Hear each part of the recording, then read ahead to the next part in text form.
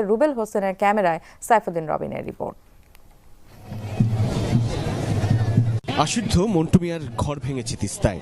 নদী ভাঙা লোকটি উদাস চেয়ে আছে তিস্তা বাঁচাতে পথে নামা স্রোতের দিকে। 70 বয়সী আলালুদ্দিনের অভিজ্ঞতাও একই রকম। চর জেগে ওঠা ধুধু বালুচরের এই তিস্তার রূপ তার জীবনেও দুঃখ।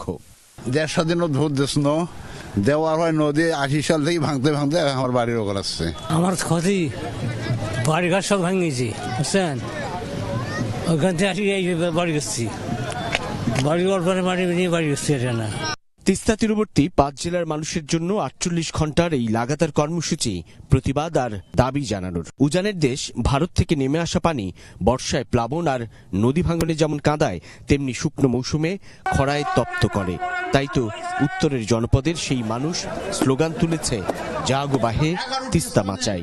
লক্ষ লক্ষ মানুষ জমায়েত হয়েছে।